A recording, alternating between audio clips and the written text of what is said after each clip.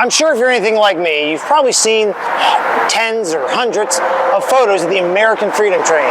Maybe you've watched videos about it back during that time frame, but this episode of Tales from the Blue Comet, we're really going to get into the relationship between a father and a son, Harold Weisinger and his father, Ralph Weisinger.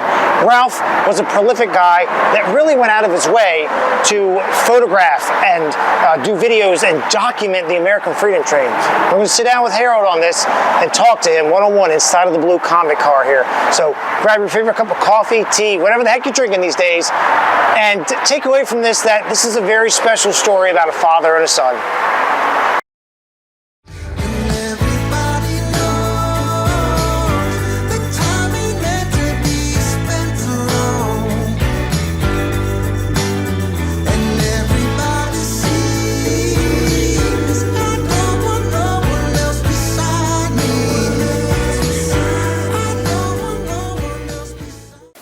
So before we get started with interviewing Harold about his father, I want to give a shout out to my own father, who is a prolific influence on me in doing this channel. He's British by trade and by birth. So you could say I'm kind of naturally predisposed to loving railroads and trains, and as well as history in and of itself. I mean, the Brits have a longer history than we do here in the States.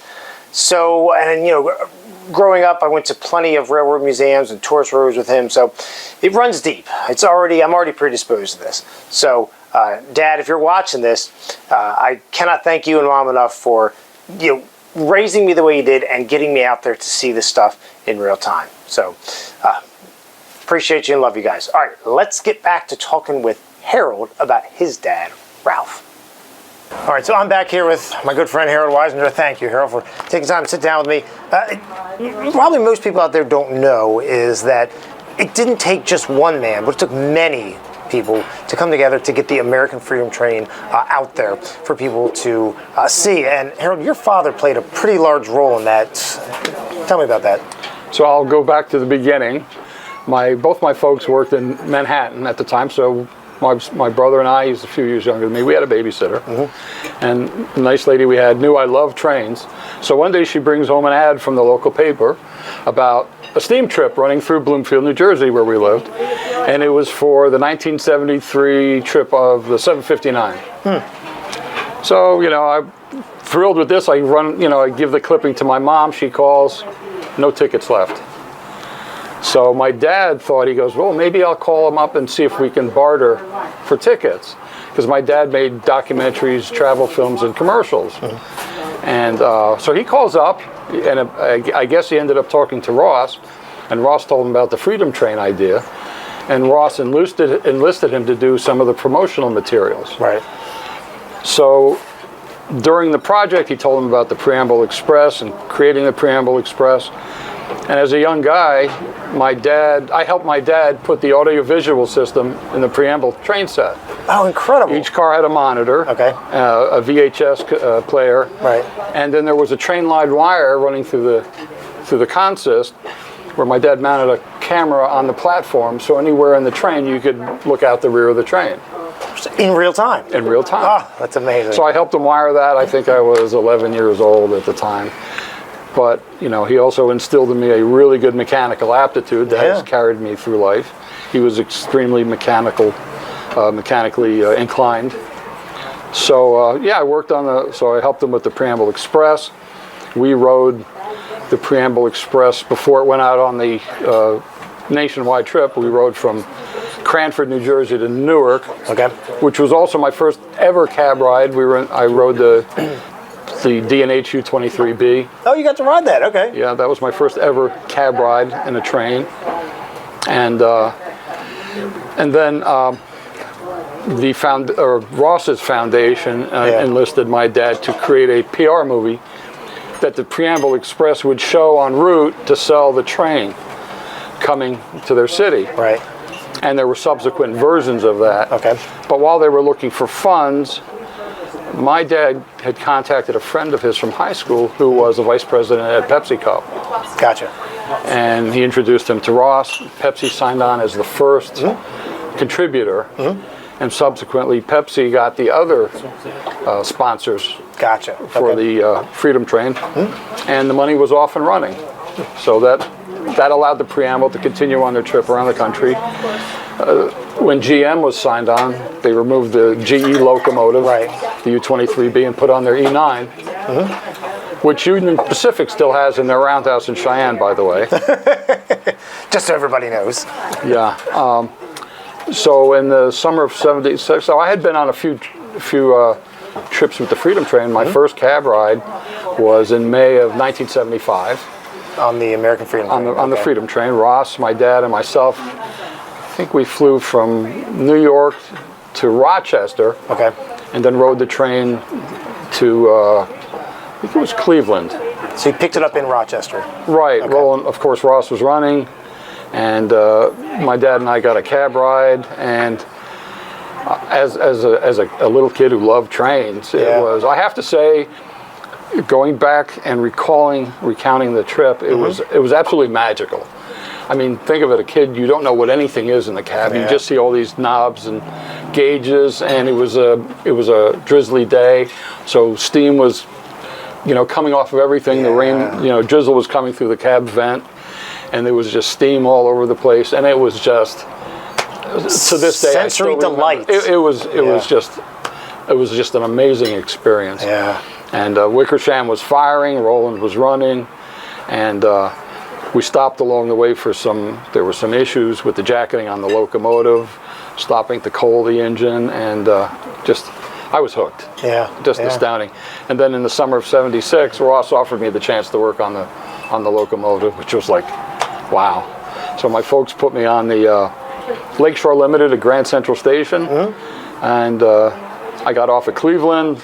Lou and some of the crew picked me up, and I started working. Oh, neat. And then, and while that was happening, my dad was upgrading the American Freedom Train movie, All Aboard America, to different versions to reflect what was happening with the train. And finally, there was a latest version that was used, which is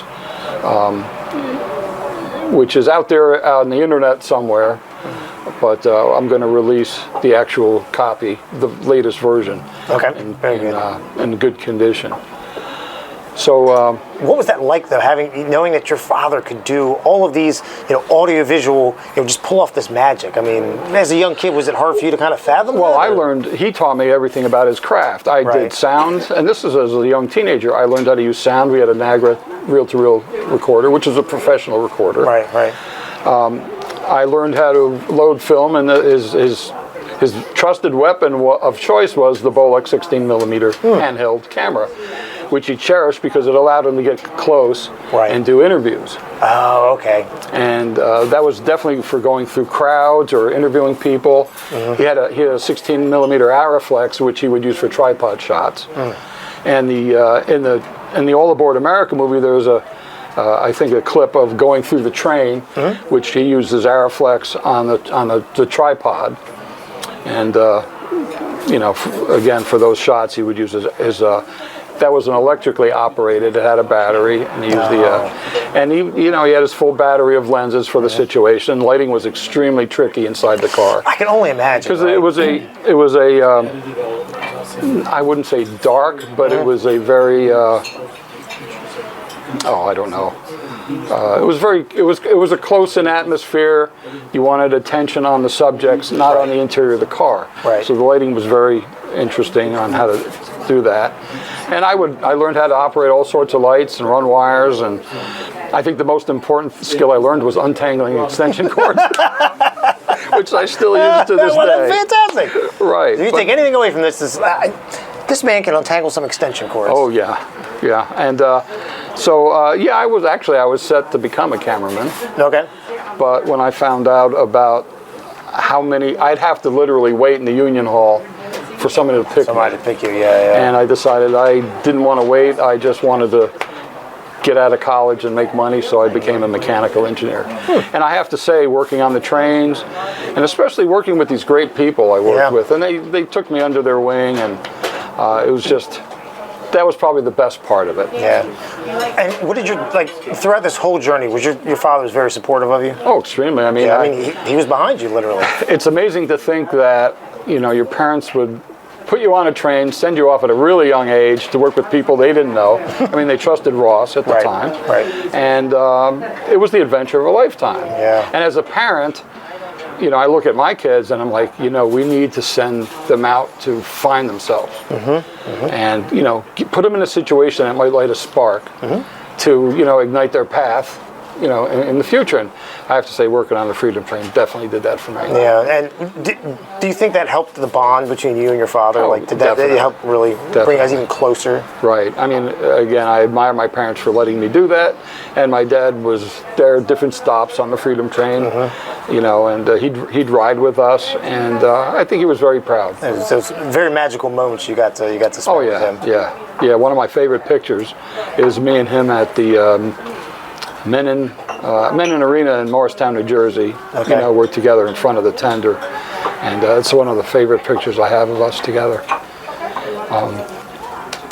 What can I say? I was blessed. Yeah. Wonderful parents. My dad gave me lots of skills I used, through life, and he was thrilled when I got into Amtrak as a mechanical engineer, and who'd have thought I'd end up at Amtrak working with steam locomotives? Incredible. We ran mainlines. Ran mainline special trains with 6 large mainline steam locomotives, which led to my job at the Federal Railroad Administration. Right. I'm an equipment engineer and a steam specialist there. Yeah. And I work on passenger equipment too. And I could never have imagined myself going into the future not being connected to steam engines. Yeah. And this is all due to my dad. Your dad. I mean, your dad had just an absolute profound touch on what you're doing today. Yeah, I mean, he was a model railroader too, got me into model railroaders. Yeah. Okay. It all started when they bought me an American Flyer train set when I was 4 years old, and it went downhill from there. And here you are today. Here I am today, yeah. And I'm just grateful to have, I've had my dad help me. Yeah. Luckily, my mom's still with us. And when you look back at those Freedom Train moments with your dad, can you really pinpoint something that just, you look back now and say, man, I treasure this moment more than anything else? Well, he was, he took pictures of me with Ross and me in different situations, but my favorite pictures are with him. With him, yeah. So, very lucky. And he did, he literally he wasn't the, was he the official photographer for the American Freedom Train, or how did that whole... He did a lot of the pictures in the Freedom Train book that had come out ages ago. Okay. A lot of them were attributed to him. Okay. And he's in the credits. He's in the credits. Good. Right. He didn't travel with the train all the time. He traveled with it quite a bit. Yeah. But a lot of photos from the early days where President Ford gave a speech about, supporting the train, he was there. He was there. And it's nice to see there's pictures of him on the platform with his Bolex camera, taking movies while the train was moving. And it's funny, people will send me pictures and they'll be like, "Is that your dad?" I'm like, "Oh my gosh!"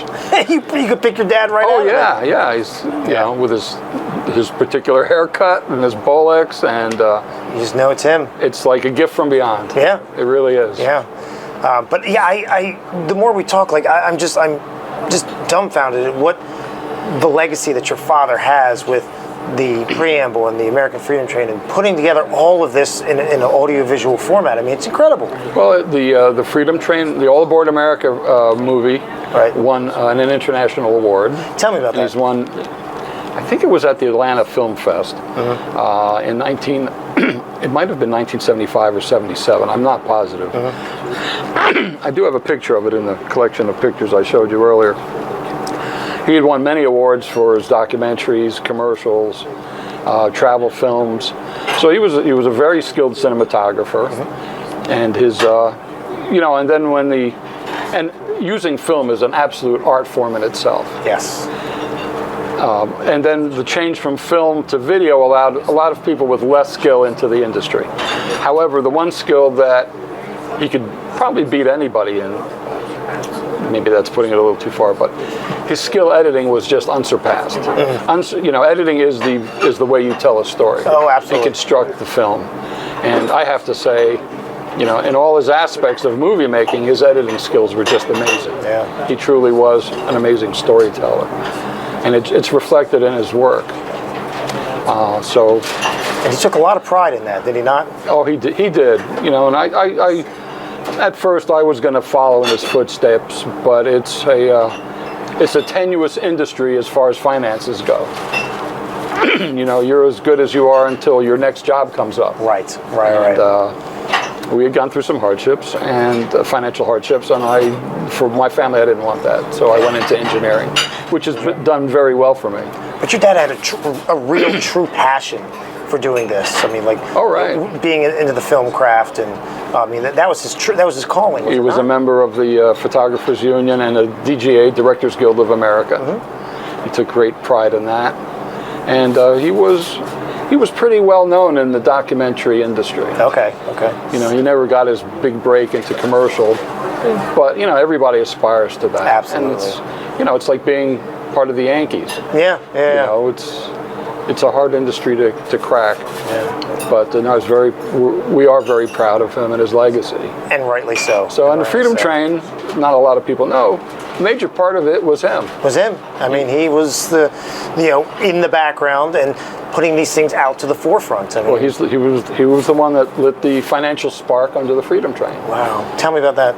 Well, again, he contacted his friend from PepsiCo, which was the ignition for the finances for the Freedom Train Foundation. That's what got the ball rolling, essentially. Exactly. And then on the subsequent, there was another project he and Ross were working on that did not come to fruition. It was called the 21st Century Limited. I've read about that, It was the end of the century version of the Freedom Train. I gotcha. And at that time, my dad had lined up some major sponsors. Yeah.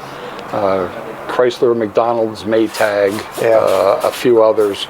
And unfortunately, the project did not take off. How did your father react to that afterwards? It was very hard. Yeah. Very hard. So... But I mean, what a legacy! What a legacy! And I'm very proud of our legacy. And you should be. You should be. And I'm grateful. They pointed me in the right direction. They gave me a situation that just, pointed me in a certain direction in life. Yeah. And I've been able to raise a family from it, and very proud of it. Your dad did a damn good job, I can tell you that. He certainly did. He did. My mom didn't do a bad job either. She put up with us. Well, Harry, I really do appreciate you sitting down with me. This has been wonderful. Taking the time to go through stuff, and really getting your dad's story out there is what really this is. I appreciate that. Yeah, this is putting your father out there so people can remember him and know what he did to keep the story of the American Freedom Train, out there, get it out there to the people. So I mean, as we said before in other videos, like it took many people to make this thing move behind us, the American Freedom Train. So many people. Definitely. And your dad was definitely a piece of that puzzle. He worked for the Freedom Train Foundation until the end. Yeah. Doing different projects for them. Well, fantastic. Along the way. So it's the semi-quintennial. Yeah. And so hopefully everybody can reflect on the probably the greatest national celebration the country ever had, which was the Freedom Train. As I always call it, the greatest railroad show on earth. Oh yes. So that's how we're gonna remember this. So for Harold and myself, I really thank you guys out there in YouTube land for taking time to watch this and learn a little something about the magic that became the Freedom Train and what it took for Harold's father to be a part of that. So we'll see you on the next one.